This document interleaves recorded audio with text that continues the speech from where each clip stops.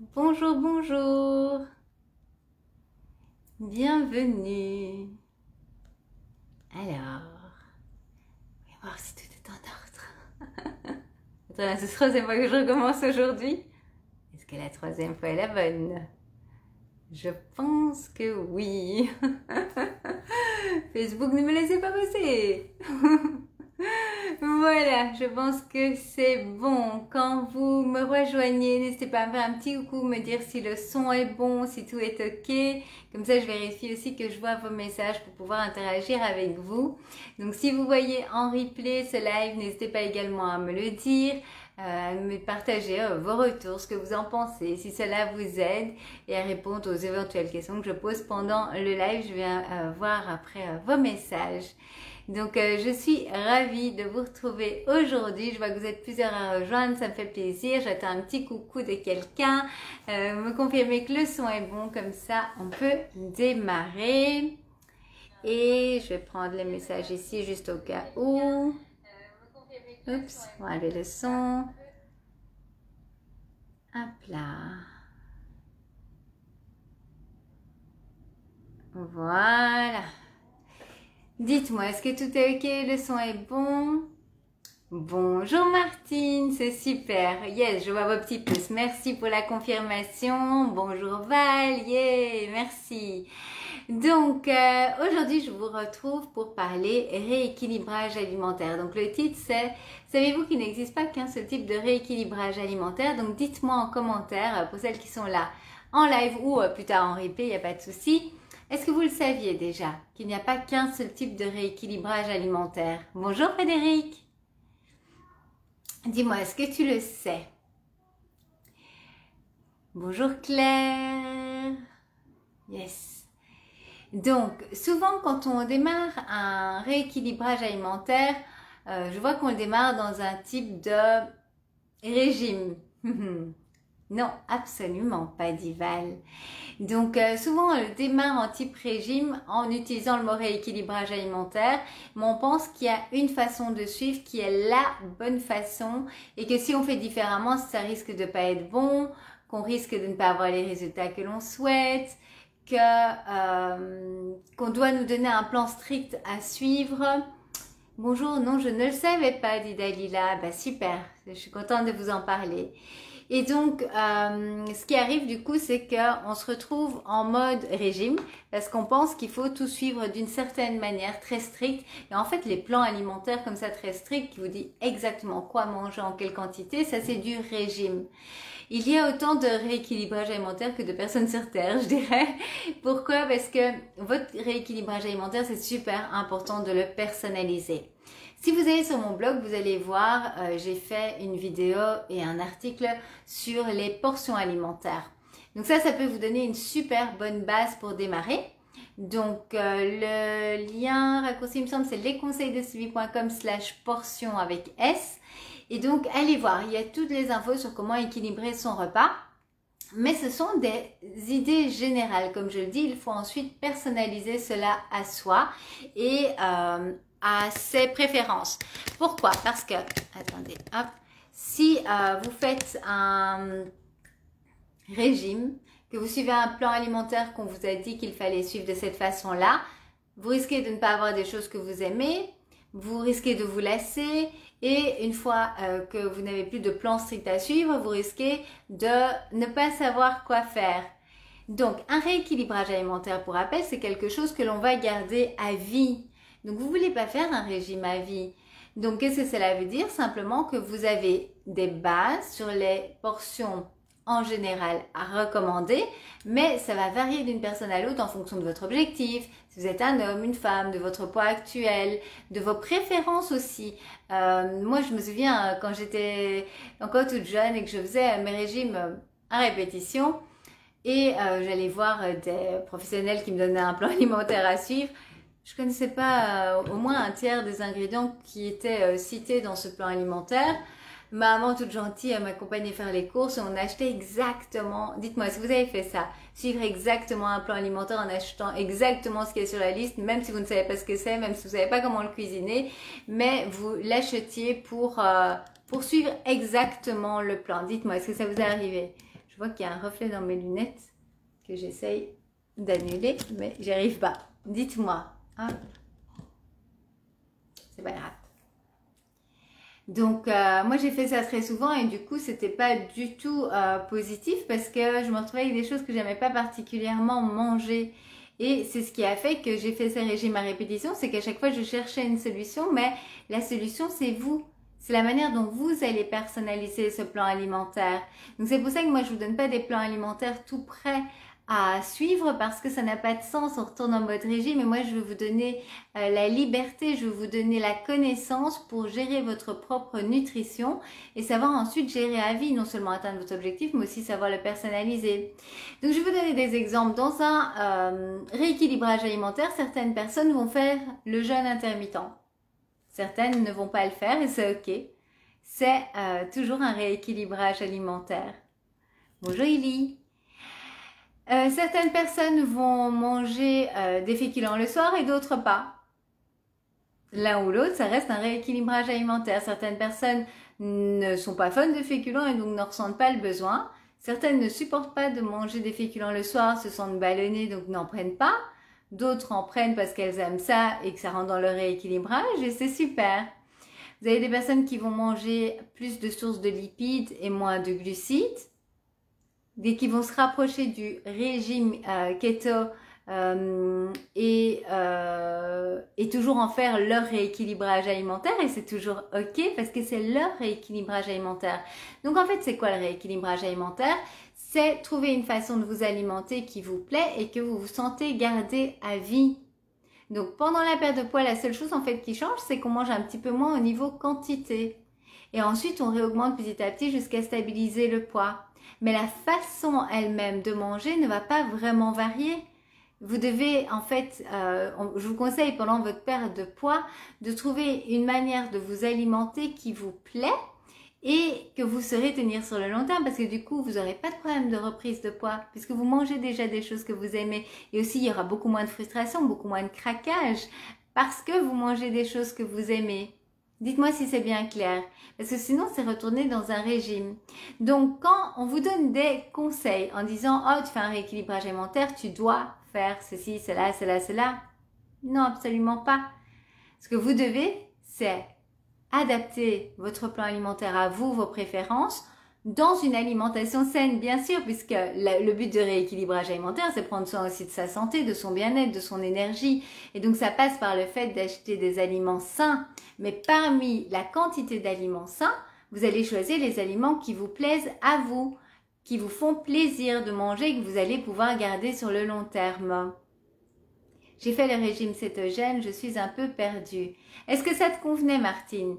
Pour moi, ceux qui font le régime cétogène et qu'ils le gardent à vie et que ça leur plaît et qu'elles se sentent bien, qu'elles sont pleines d'énergie et qu'elles sont heureuses, c'est leur façon de manger, c'est leur rééquilibrage, il n'y a aucun souci. Mais si c'est pas quelque chose dans lequel tu te sens bien, c'est que c'est pas fait pour toi. Et alors, si vous faites, par exemple, le régime cétogène ou d'autres régimes juste pour perdre du poids, le temps de perdre du poids et puis vous changez l'alimentation, ça, c'est pas faire un rééquilibrage alimentaire, ça, c'est faire un régime pour perdre du poids. Le problème, c'est que si, par exemple, vous faites le régime cétogène ou le jeûne intermittent pour perdre plus vite du poids, au moment où vous allez arrêter cela et que vous allez manger complètement différemment, qu'est-ce qu'il va faire votre corps? Il va se rebeller, il va pas comprendre ce qui se passe. Et c'est là qu'on reprend du poids.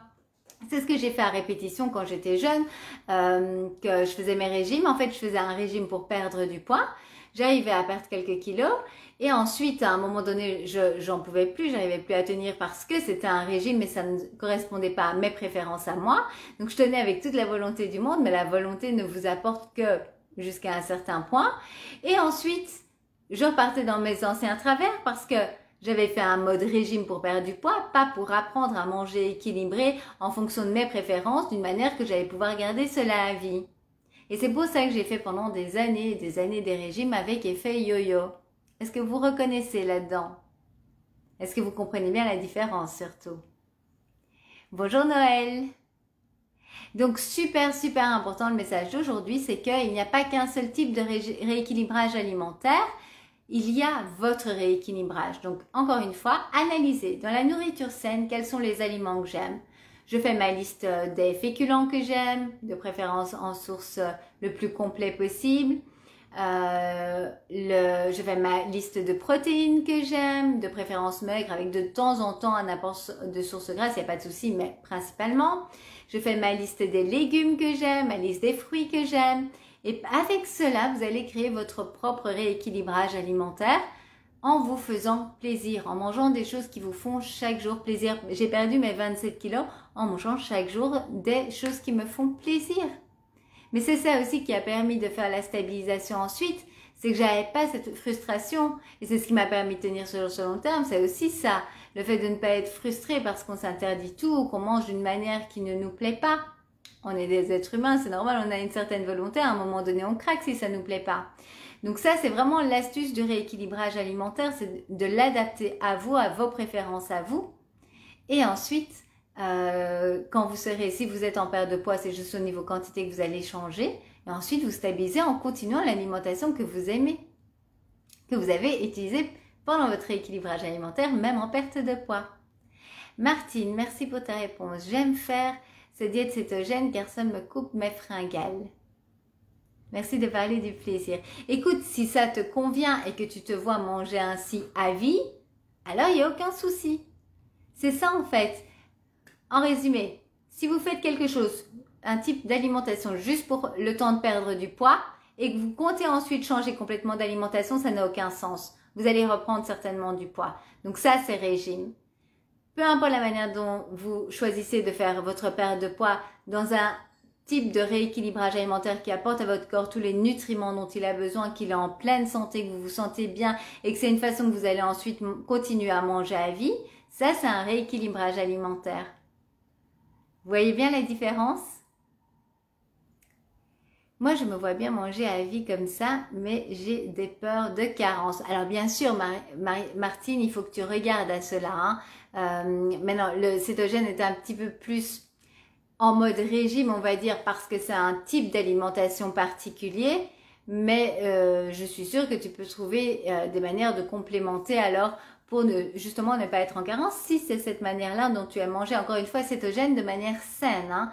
Je ne parle pas du cétogène où on va manger que du gras, des choses pas très saines. Donc ça, c'est pas ce que je vais recommander en tout cas.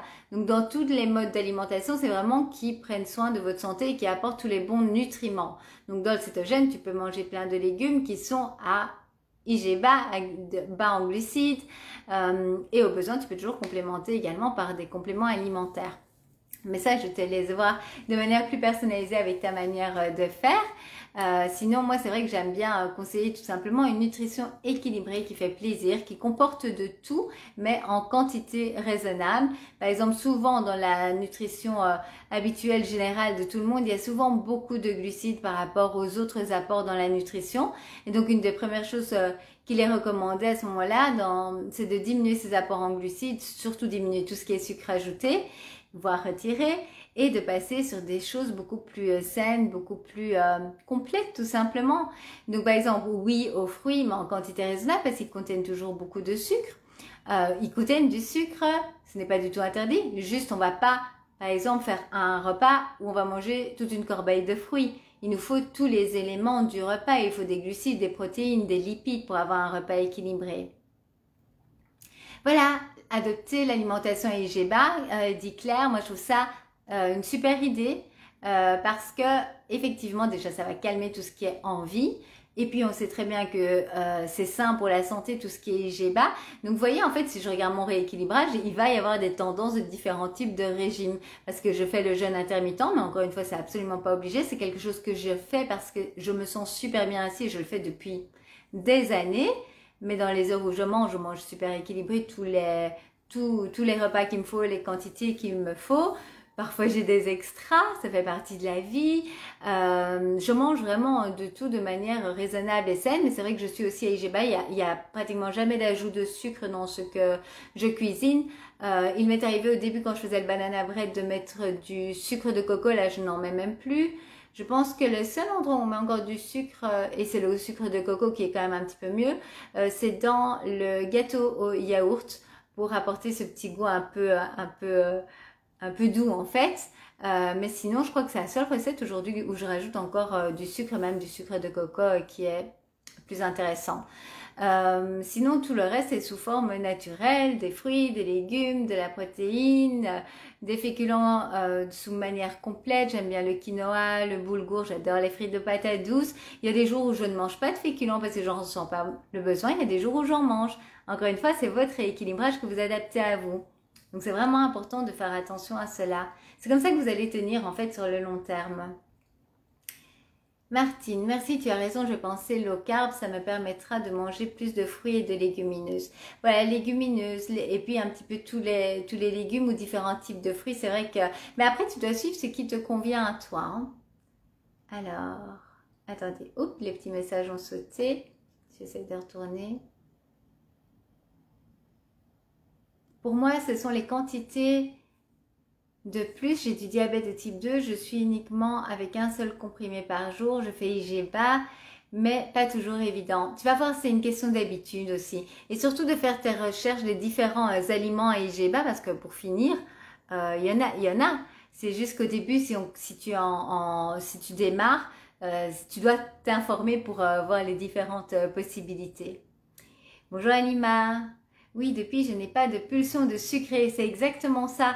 En fait, quand vous passez à du IGBA, mais qui est quelque chose qui est assez simple à faire à partir du moment où vous retournez vers des aliments plus complets, on va dire.